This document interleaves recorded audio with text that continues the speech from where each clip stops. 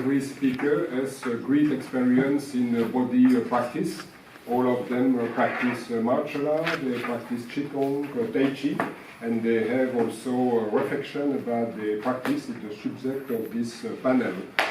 Each of them has 15 minutes because we have some problem with the technique. 15 minutes, and I be strict to have some time to exchange.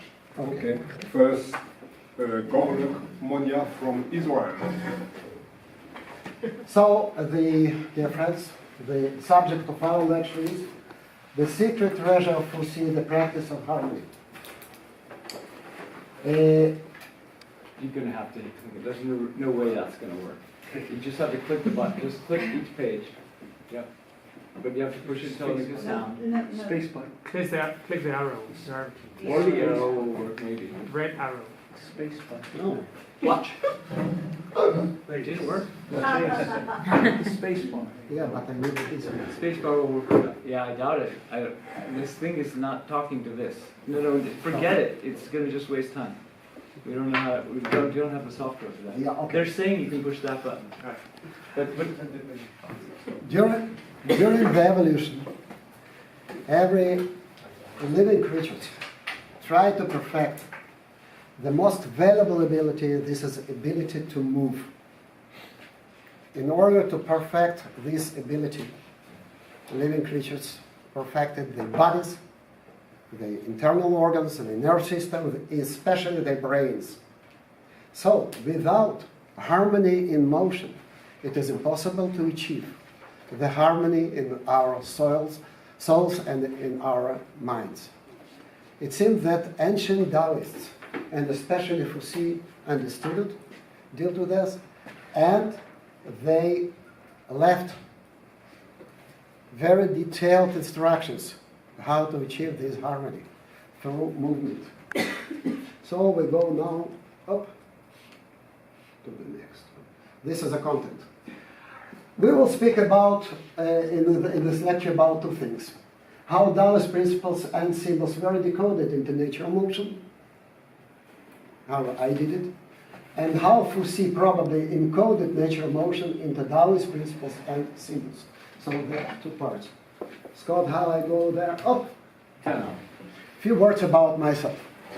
My name is Monya Gorelik. I studied physics and mathematics, and I hold the Master of Science in Mathematics. About 40 years I practiced and was teaching yoga and martial arts, not in the same years. I was a General Secretary of the Wushu Federation of Israel during 12 years approximately, and I practiced mostly full contact Kung Fu and also Taiji-formed. My main interest is the research in the field of the natural motion and the practical training methods of natural motion. So, from the beginning, I have to say that I tried to understand where in Taiji-formed, it's written everywhere that we have to move according to Taiji-2. Where is Taiji-2? I believed I have to see it, but I couldn't see it. I couldn't find it. So I tried it and tried. I'm also a professional painter, so I tried to understand it through the paper, through the pencil. And I tried, but it was actually without any result. You see here are the examples of all this. Okay? From the beginning, I understood that I have mostly to concentrate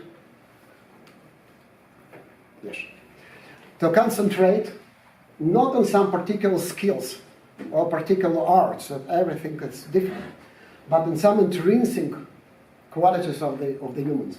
And this is a natural motion. This is a definition that I gave a few years later to the natural motion. First, I did it intuitive. So natural motion is a motion which is the closest to inborn motion applied under existing conditions in order to solve motor problems. The pure natural motion is the same without cultural influences. It is possible. It's not only a theoretical thing. And tomorrow, during our workshop, we will do it. So, natural motion features.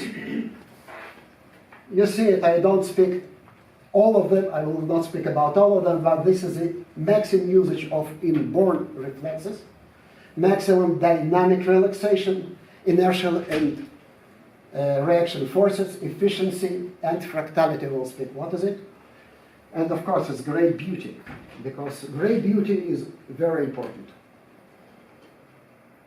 If we will use the ancient Chinese Daoist language, you will see that actually they spoke about the same. If we will speak about the motion of living creatures. So, Zilan, it is spontaneous reflexive motion. Pu, relaxed formlessness or lack of acquired motion. Wu Wei, inertial or reactive motion, relaxed motion. It's something like that, like towel, okay, wet towel or wet piece of fabric. Hundun, the chaos or fractality of the motion of the human body. Yeah. So I tried until I really had a dream. It was in 1992. I don't remember exactly when it happened. I was sleeping. So I saw the ball striking the corner, right upper corner of the gate, football gate, and the gate started to move. I immediately understood that this is a pelvis and our two legs. So what happened then? It took more time, and finally I came to the general form of the natural motion. You see, here you can see 4 different parts of the motion. Here it's acceleration, deceleration, acceleration, deceleration. It goes this way. Acceleration, deceleration, again, 1, 2, 3, 4. So, it right for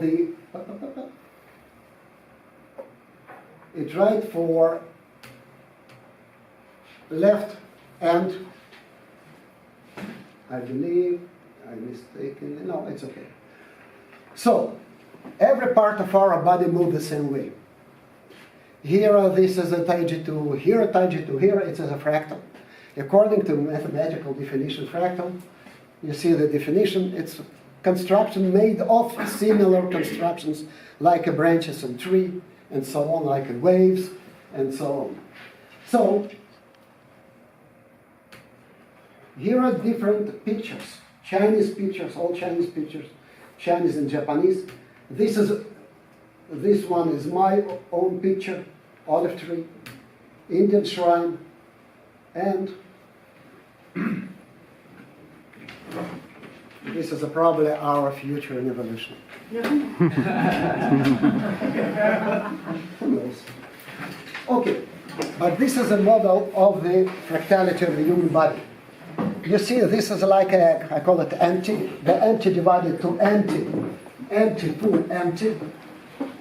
And this divided again and again and again. This is a fractal model.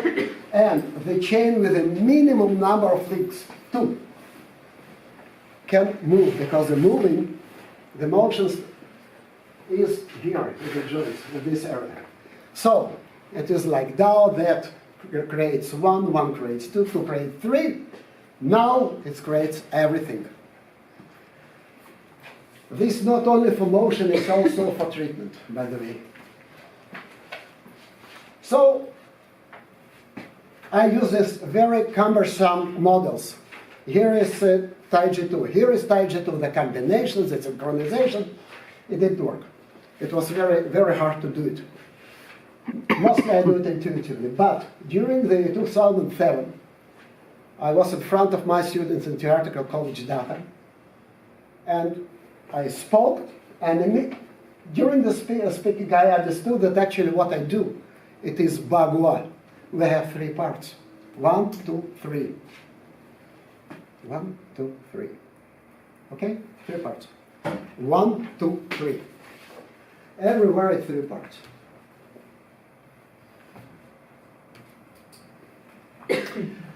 Every part, because we have a muscle, so it's not the same speed, has acceleration, this is a whole line, a deceleration, this is a broken line.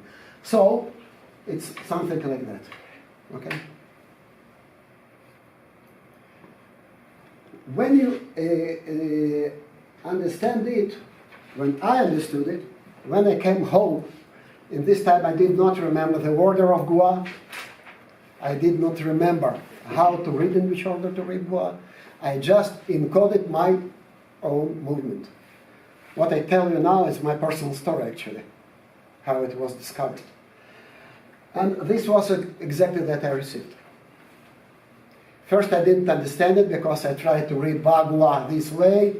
It didn't work, of course, from some reason. And after 2 hours, less or more, I realized that actually I don't know the order how to read. When I found the order how to read it, it was the same. The only difference is that we have to read Gua up-down order, not to the from the center.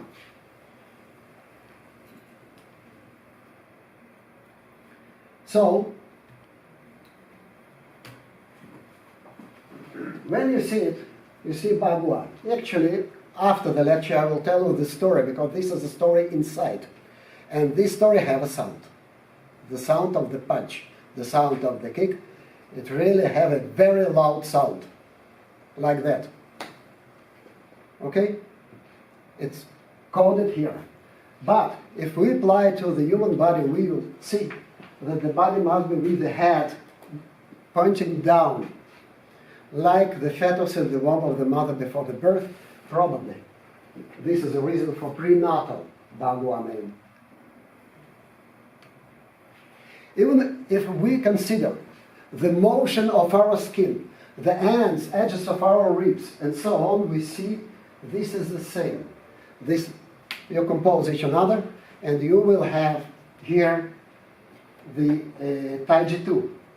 Also, Fuxi Bagua, because they're the same. So what we have now, we have the trajectory, we have the kinematic model. It means how it accelerates and decelerates along the trajectories. The main question now that remains is, okay, we can use our inertial forces, but how it's possible effortlessly, according to the principles of Wu Wei, to change, to stop the motions? The answer is in the golden proportions of the golden ratio of the proportions of the human body. You see here different pictures. Leonardo da Vinci, Corbusier, it's in nature. Here I try to move the pictures here. It's a Parthenon, ancient.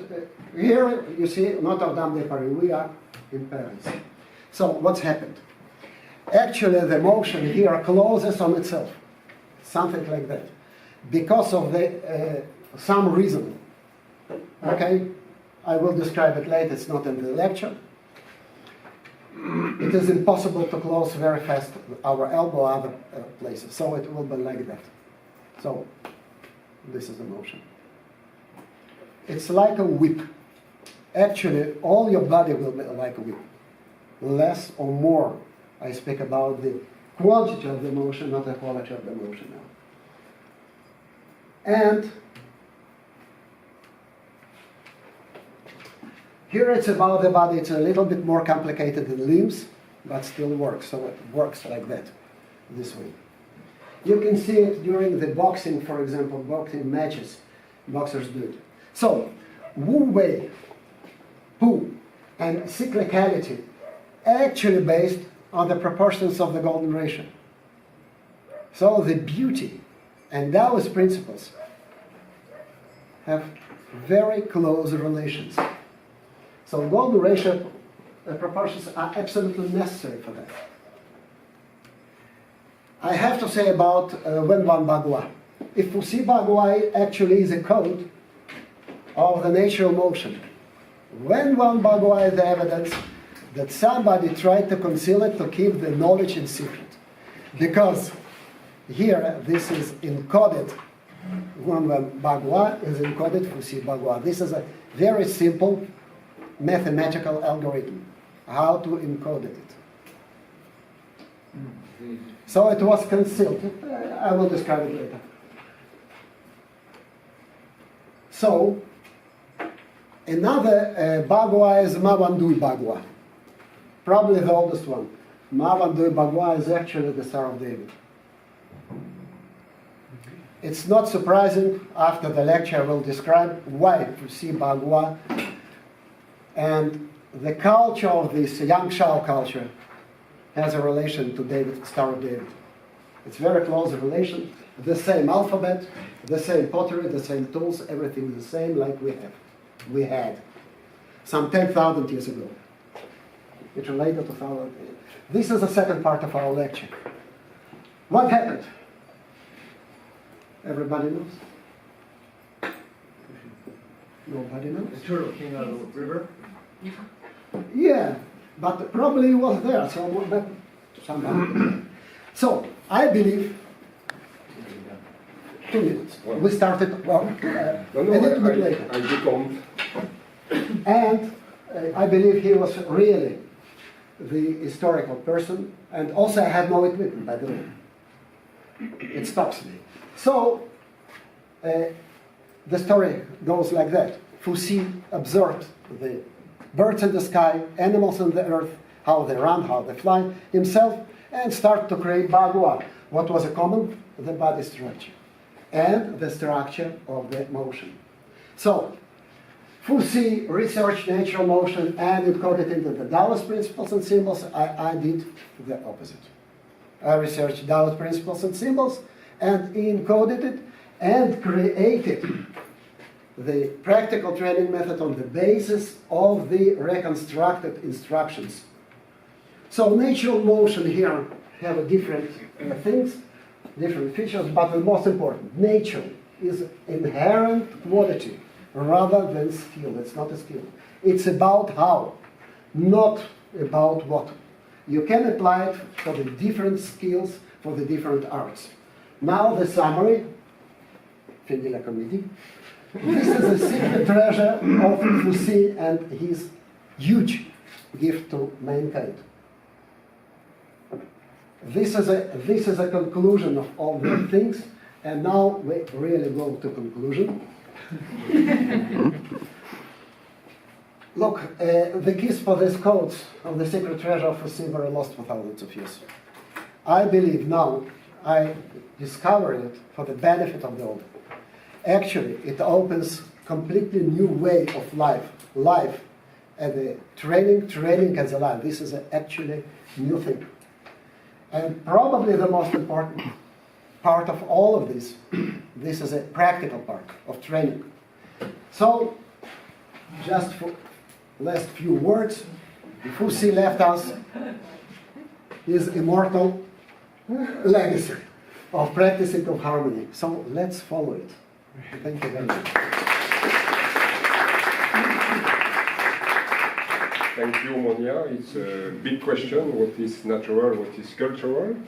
And we continue with Mr. Lu Gao from China. La Gao Xue. La Gao? You could probably pull it out.